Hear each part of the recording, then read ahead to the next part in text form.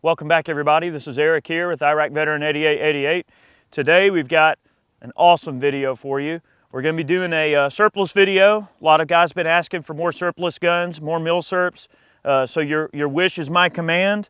We're going to be talking about the Egyptian Hakim service rifle. This is a video we've been kind of alluding to about for almost a whole year now. And we're finally getting this little puppy out to the range to stretch the legs on it, see how it does. The Hakim is a really unique service rifle that draws its lineage directly from the Swedish AG-42 Ljungman rifle, which we've already done a video on.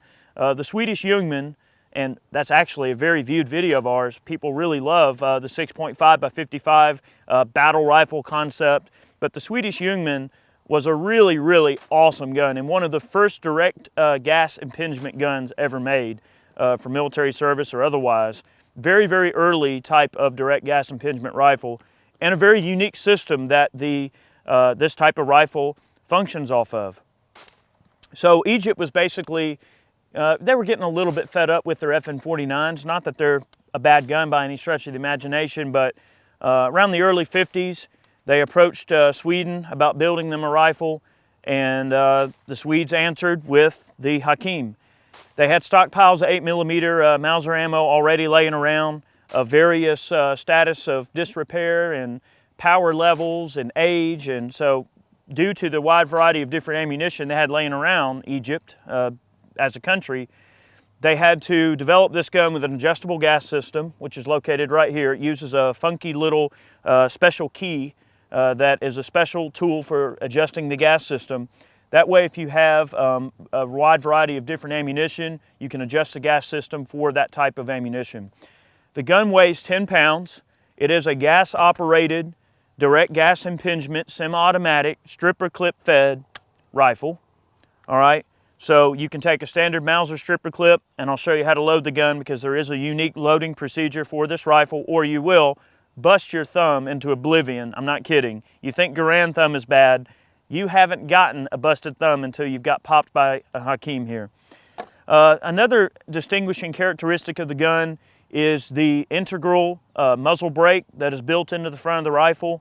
It does have an adjustable, driftable sight for windage, and then the rear sight is adjustable for elevation. The sighting arrangement is pretty much like tangent style sights like you would see on a Mauser rifle. And the radius of sights is a little bit short for some people.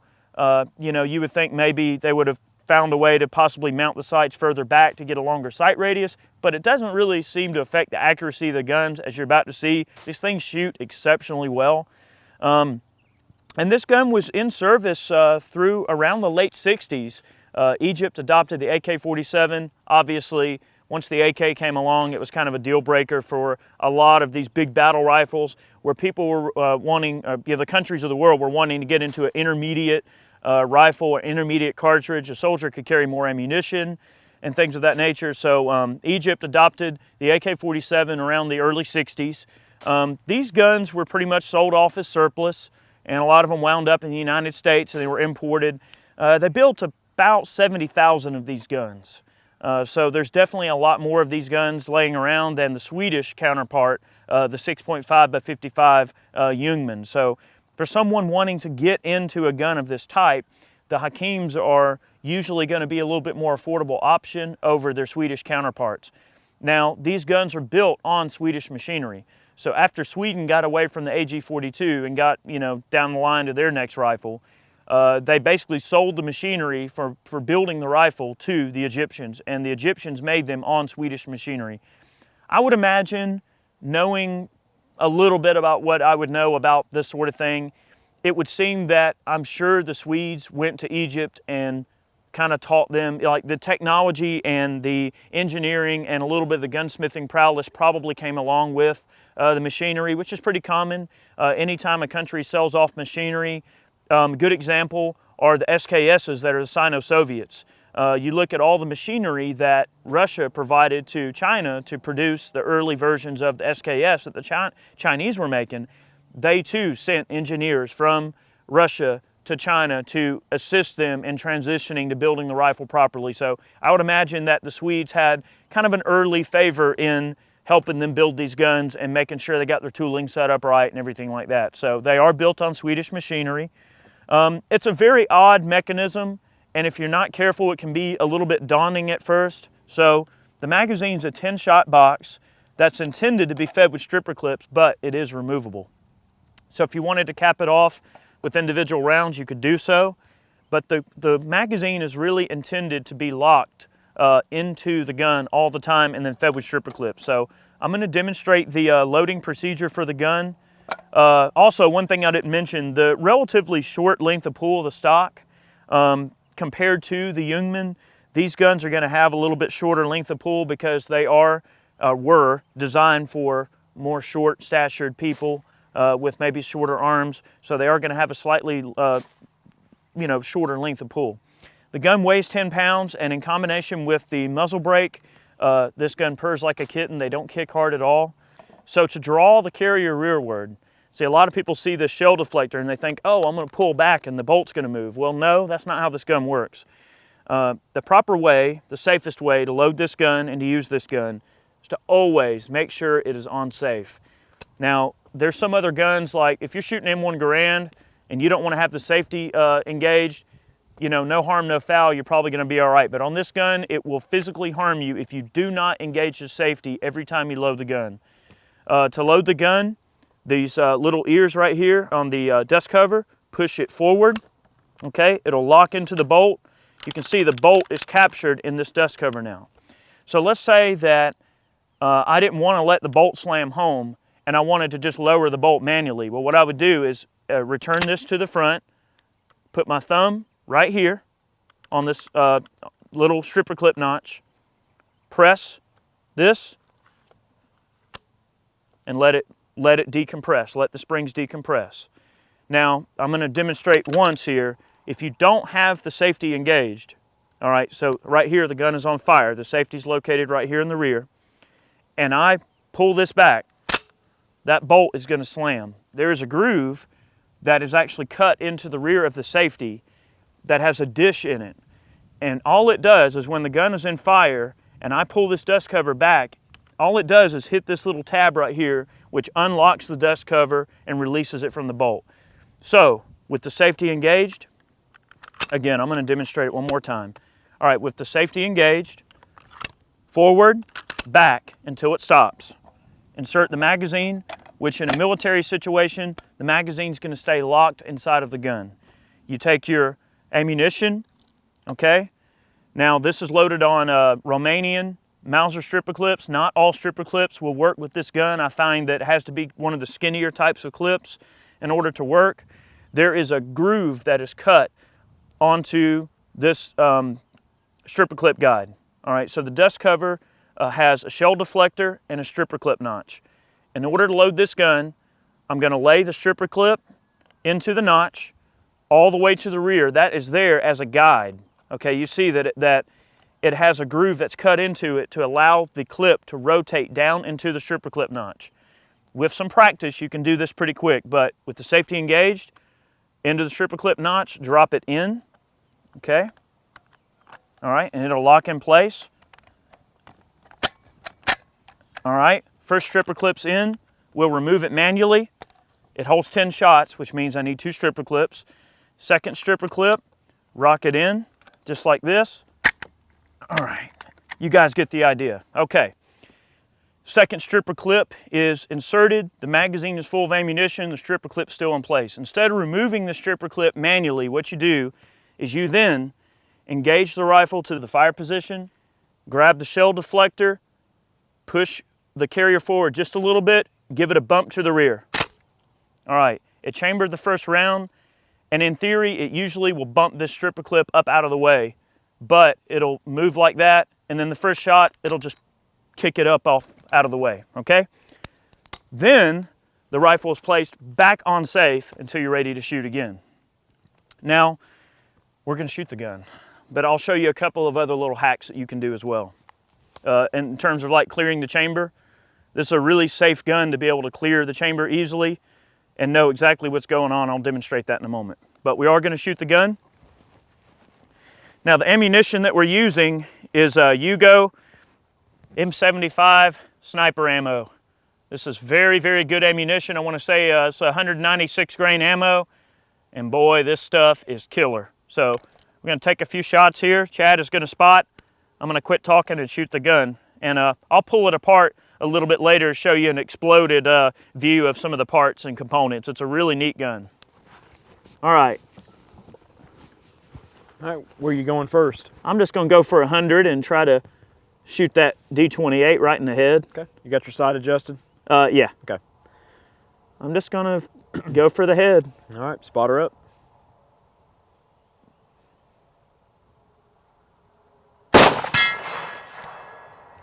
Hit just to the left of the bolt. Right over the shoulder. There you go. Favoring a little bit left of your point of aim.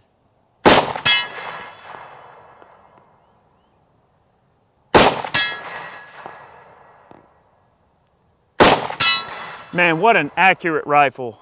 Stacked into about 2.5 inches. Yeah, not bad for a battle gun. All right, I'm going to adjust the sight. I'm going to put the gun on safe. Now, how many shots was that? 5 or 6? 5 or 6. All right, we're going to top the gun off, okay? With the gun on safe, I've still got rounds in the magazine. We're going to draw the dust cover forward. We're going to extract the cartridge from the gun. We're going to put it back in the magazine. Grab another stripper clip, rotate in. Okay, back on fire.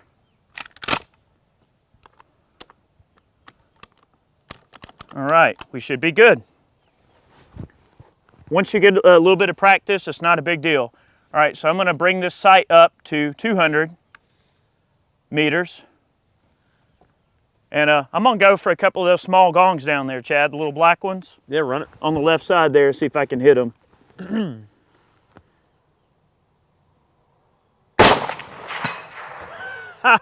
Nailed him.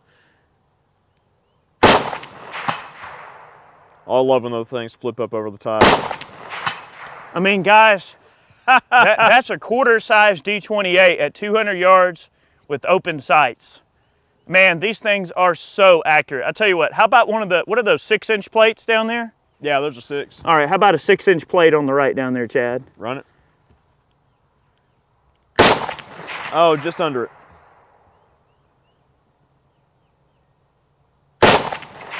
Same place, just under it. Oh yeah. Clipped him on the bottom side about 7 o'clock. Man, these things are so accurate. All right. You're still favoring a little left though. Well, you got to think, that is a super tiny target. Yep. All right, all right, I'm going to bump the sights up to 300. And let's try the coyote down there at 300 yards. The coyote? The coyote. All right. Running? I'm going for it. You got him right above the right above the leg there on the rear. That favored a little bit on the low side. All right, so the gun's empty, safe. Make sure the carrier's engaged. I'm going to try to go quick. I'm going to stand up here just so I can kind of get over the top of the gun a bit.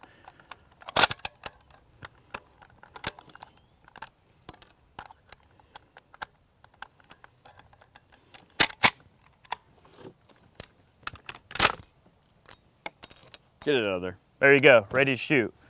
All right, coyote. It's in it.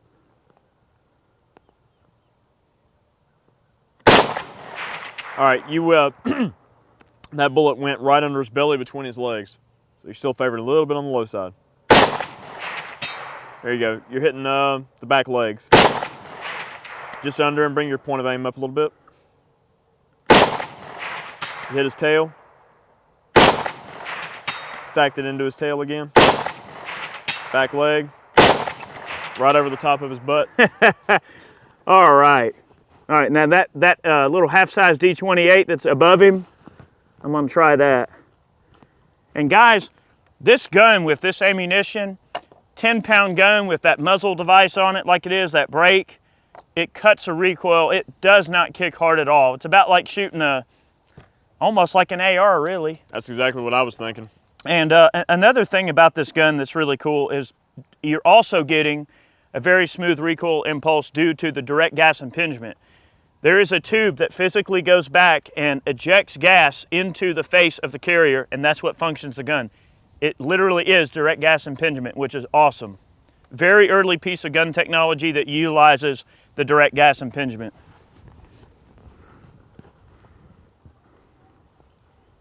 A little bit of headwind to contend with here. Yep. Right under him. Got it.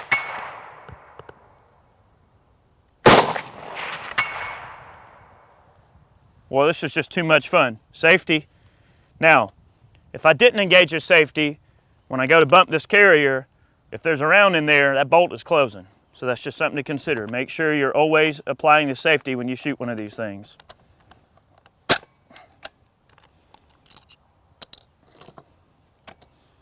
These things are just so much fun to shoot.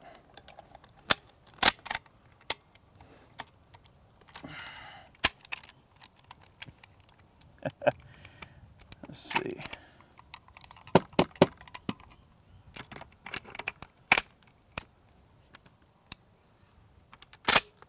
Oh yeah. There we go. Yeah, finish up that group on that half-size D28. All right, I'm gonna try. Shoot a few more shots. I mean, those rounds landed. Oh, you got him in the head.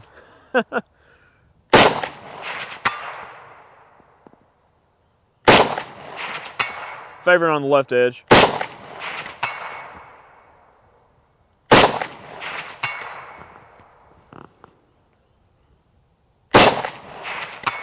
Dead center.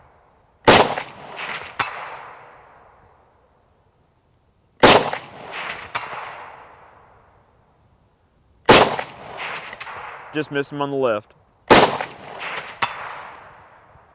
Guys, I'm gonna tell you right now, if you can do your part behind a rifle and you got good eyesight, these guns will straight up shoot. They really are a lot of fun to shoot. And guys, you have to remember, it's a battle rifle. It's not a target gun. Now, the Ljungman, when we did the video on that particular gun, is a pretty dang accurate service rifle. Now, you know, the Ljungman might be possibly an exception to that rule, but not the rule, the exception. The Hakim is a really cool gun, and I'll tell you what, I'm gonna get out of the way and let Chad have a few shots. This is, after all, his gun, and I don't wanna hog the show here. Chad has been itching and fiending to get out and shoot this gun. We're feeding the gun some awesome ammunition, and I tell you, this is such a fun video to make because this gun is just shooting the living daylights out. I love it when I can come out here and do a video on a gun and everything's working and there's no problems. It's just great. It's liberating, in fact. So very cool gun. I'm gonna let Chad have a go. All right, I'm gonna take a few shots with my Hakim here. I haven't shot this gun past about 100 yards before. First time we've had it out. See if I can get this tripper clip loaded right. And nope, no bueno.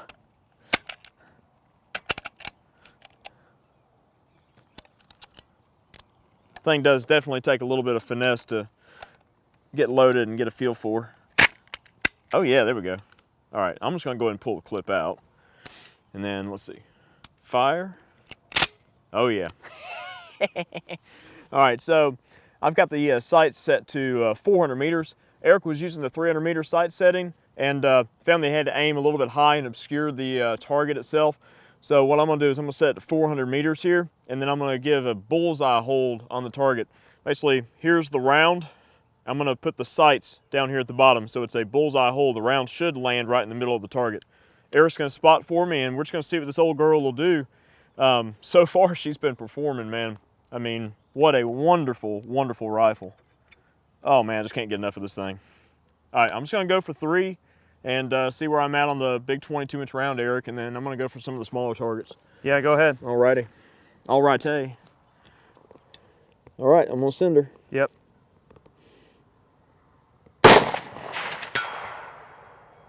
Shooter group.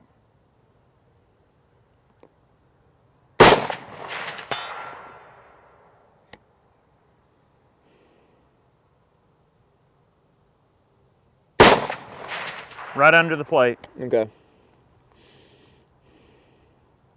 Yeah, I'm cutting about lower third now. You're hitting right on the bottom of the gong. Really? Okay. Well, it's hitting right to where I'm aiming then. Well, heck, all right. Is it well centered or? For the most part. A little left, maybe still? Kind of all over the place. Kind of all over the place. All right, well, maybe I won't be able to do this thing justice today.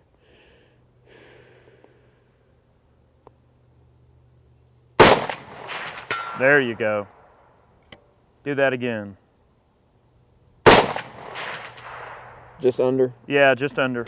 All right, well, I'm going to bump it up to 500 meters. I would bump it up because where all of those 5 shots landed, save for the first shot from the cold bore, probably on about a 4 or 5 inch circle. All right. So definitely decent accuracy. All right, well, I moved it up to 500 meters, and I'm going to bullseye and see where they're going. Yep. You should be about the top of the gong. Okay.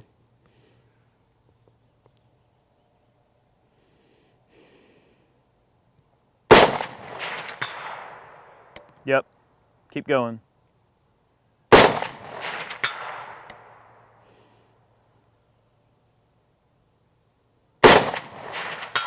Yep.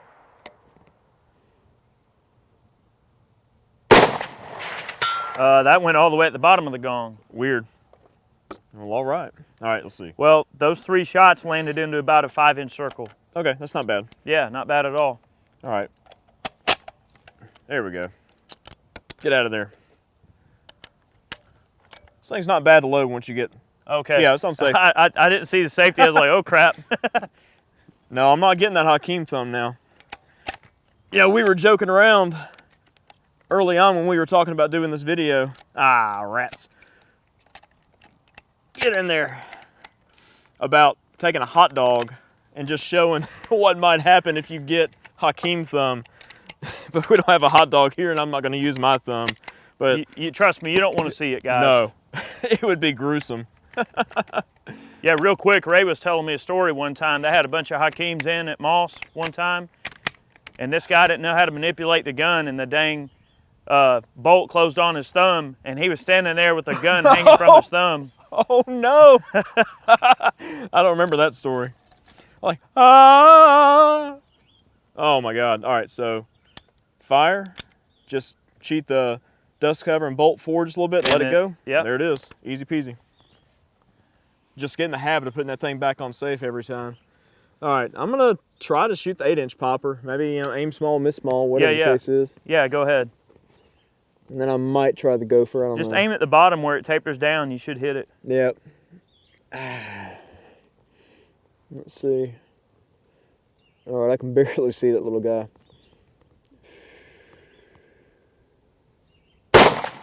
You got it right in the center. Good shot. Well, 300-yard headshot with a Hakim. Dude. All right, let's see if I can replicate that.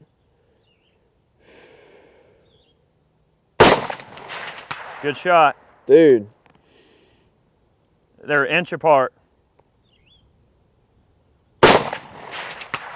Keep doing that.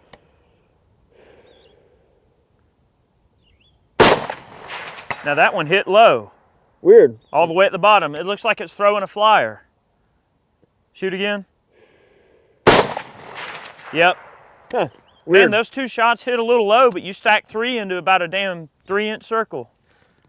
What more does it need to do? All right, let's see. All right. I'm going for the gopher. Let's do this. Oh yeah, I can. He's like a little white speck on the ground over there.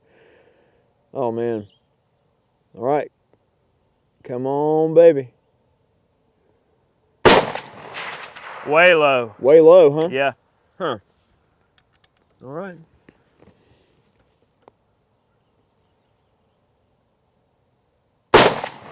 You got him. Right in the belly. Yeah! Take that. Oh yeah, we're definitely taking this thing to the tower. Let's do it. Right over his little noggin. Right over his head.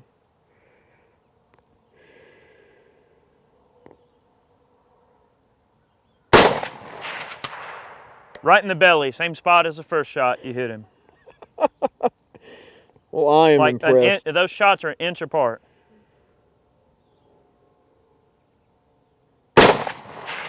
Right in the head. Dude. All right, I think we're done here. We're going to the tower. Let's do it. All right, so we made our way to the top of the hill here. We're on the tower. We're going to take some 600-yard shots, 550 meters. It's the longest range we have available here at the farm with the Hakim here. And this is not going to be easy. Let's just put it lightly. Open tangent sights, somewhat short sight radius, 8mm sniper ammo, not a sniper rifle. All right, you ready? Yeah, man. Oh man, that's tiny. Oh, good grief. All right, we're gonna give it our best go here. All right, I got the sights set at 700 meters, and I'm gonna just do a bullseye hold like we talked about earlier. About the only way you can really get on target at this kind of range. Ooh boy. All right, I'm gonna send one.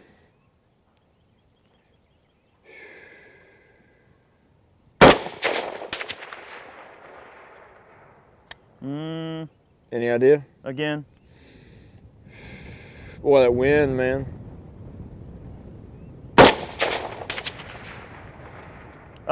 It actually looks like you just impacted right over the top of the gong. Okay. Bring your hold down a little bit more. All right, well, I'm gonna bullseye down there at the bottom of the dirt pile there.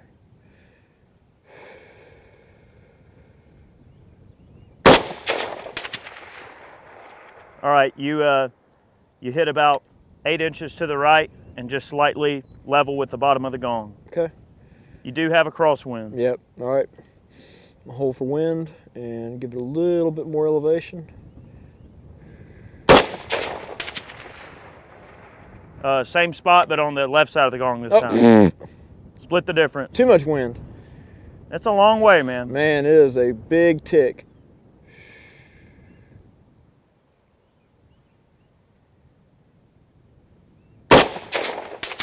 You're on it. Boy, smack that gong too. Good shot.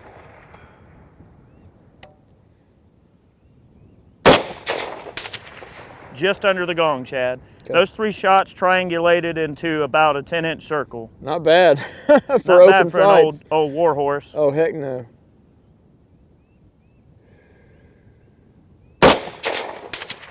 Same spot, Chad. So Dang the last 4 shots inside of a 10-inch circle. That's good.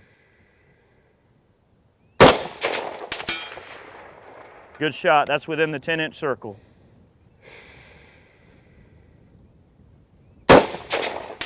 Good shot. That thing is grouping. Dude, man.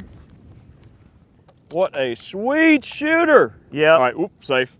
Yeah, don't forget that. Yikes, we don't want to do that. But the rounds that are on the bottom of the gong, you're kind of favoring the bottom. Yeah. And the ones that missed were just barely off the bottom of the gong. So if you figure out, that's probably about a 10-inch circle. It's not bad. That's better, what, minute and a half gun? Yeah, give or take. Close to it. Yeah. A little bit less than a minute and a half, I think. Yeah, not terrible, man. Man. More accurate than it needs to be. All right. Well, you never have enough accuracy. I take that. I retract that statement.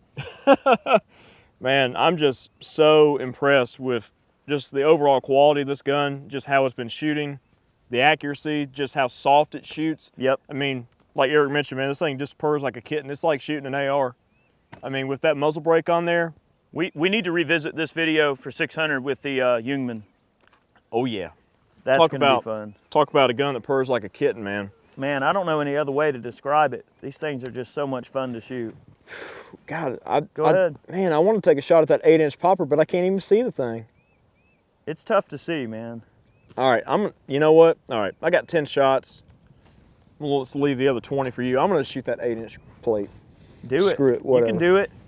It's all in your mind. I can barely see that thing, but you know, if you can see it, you can shoot it, right? If you can see it, you can shoot it. I hit it with the K31 the other day. You did. All right, we're gonna go for it. Hold for wind. Ooh, boy.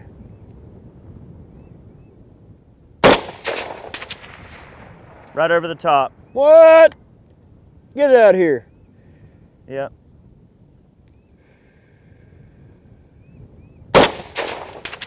Right over the top. Ah! Good windage.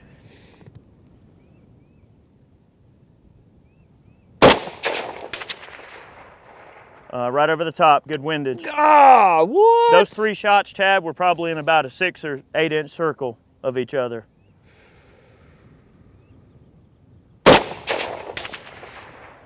Split the difference. That was down in the dirt in front of it. Good. Good windage.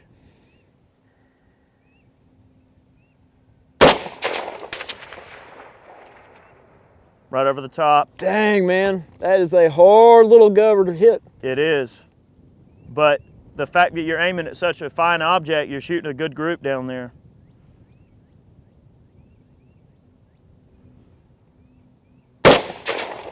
Got it, down the bottom.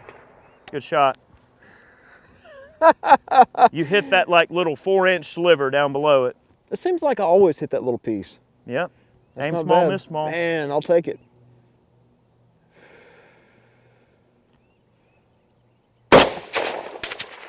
Just to the left, about 2 inches. Dang. Good, good elevation. Oh, the wind died down. Yep.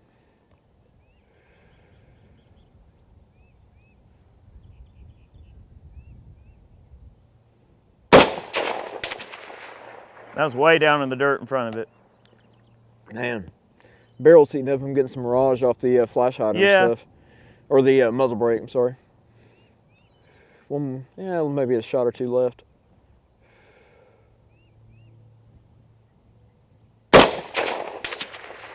Just to the right. Same distance off the right side as you were off the left side. That barrel could be getting a little warm.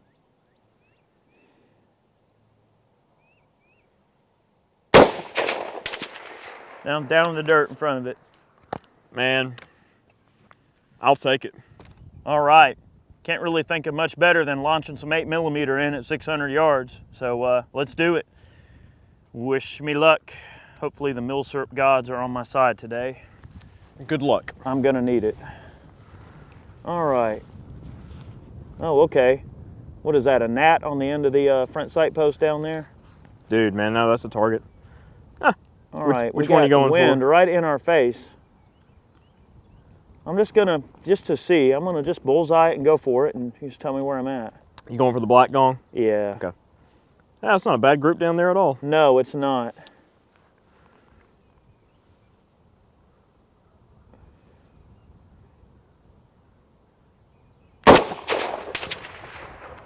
That round, the trace looked like it went right over the top of the gong. That's like, what happened to you earlier. Literally. Like your first 2 shots, you bullseyed it, didn't you? I did. Yep. So me and you were hitting in the same spot then, because was the windage pretty much spot on? Yeah, I mean, it looked like you may have had a little bit of right drift.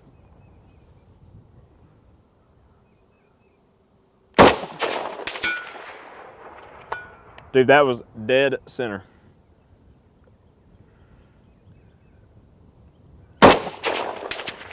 Just under it.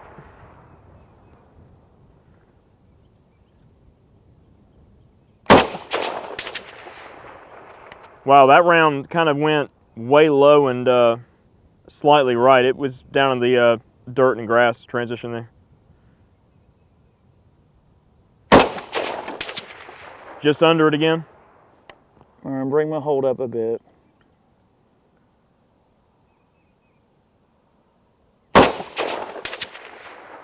Wow, that was considerably right.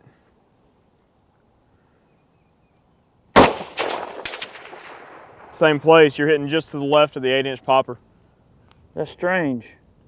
The wind's in our face right now, it's not really crossing. Just under it at 5 o'clock.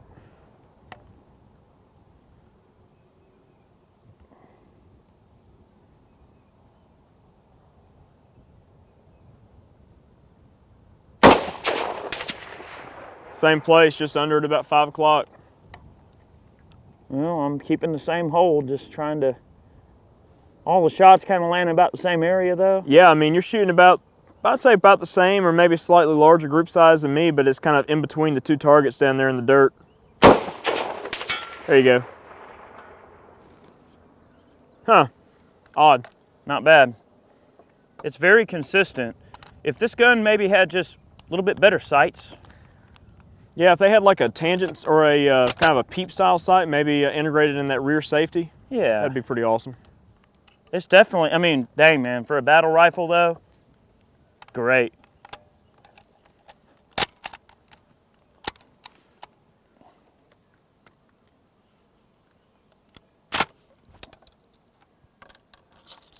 All right, I'm gonna go for the half-size D28 on the left. I'm gonna double down and go for a little bit smaller target and maybe a more precise point of aim. Maybe I can connect with it, perhaps, maybe. Possibly. Hopefully I'll be able to spot those shots in there on those ties. Ready when you are. All right. You're on it.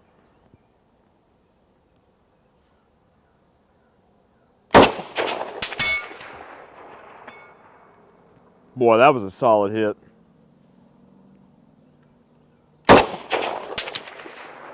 It looked like you may have been just to the left. It's hard to tell.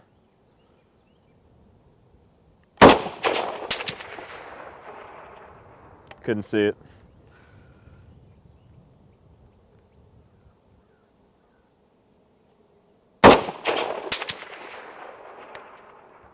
I can't see it, Boy, man. it slings them right in there. Yeah, I can't see the impacts in those ties.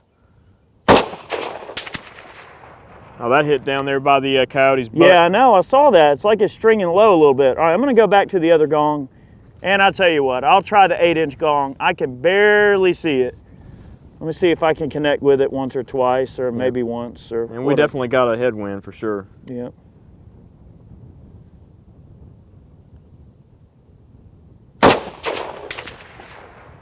Right under it. Yep. It hit down there in the grass, man. About a foot under it. Same place. That's so odd.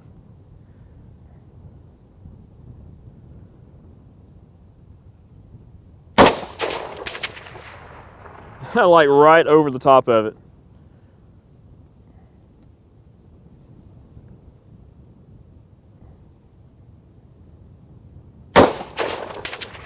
Just left. I mean, it's all right in there, man. I know. It's just insane how well these guns shoot. And it's crazy, you know, even though I'm not necessarily connecting where I want to connect, the consistency of the gun is apparent. It's consistent. From shooter to shooter. I mean, the groups that the gun is shooting and the way that the shots are stringing in there is just phenomenal. I mean, if this gun were dressed up maybe with a little bit nicer sights or maybe an optic, good God, you could stack them right in there if you could see what you're shooting maybe a little better. That front sight, one thing I'll notice compared to about the Hakim compared to the Ljungman definitely has a little bit finer front sight, which does lend itself to a little bit finer acquisition of the target. But I tell you, I mean, you have to think, this is 1950s technology, and man, what an awesome, awesome, awesome rifle. I can't say enough good things about the Hakim rifle. They are a ton of fun to shoot. Hopefully you guys enjoyed watching us play with this gun today. Some bits of shooting better than others, but you know, it is a really interesting part of military history and just a fabulous example of an early direct gas impingement gun. And the fact that it's an 8mm makes it even cooler because you're launching semi-auto 8mm, which is neat. Nice general recoil, big heavy honking rifle that doesn't kick very hard, nice flat shooter. I mean, even with this sight set to 700, you can see that sight's barely poked up. So that 8mm is a nice flat cartridge, not a whole lot of trajectory. You know, good ballistic coefficients with a good heavy sniper round in the M75. You can definitely see how consistent that ammunition is. If anything, even though we may not have connected with every shot, even the misses tell a little part of the story. So that's why we like to shoot from these extreme distances to show what you can reasonably expect out of a gun like this. Guys, thank you for watching today's video. We hope you enjoyed it. We had a blast, of course. Go over to Facebook, follow us on Facebook, sign up for our email list if you haven't. Guys, thanks for the support. We'll catch you next time.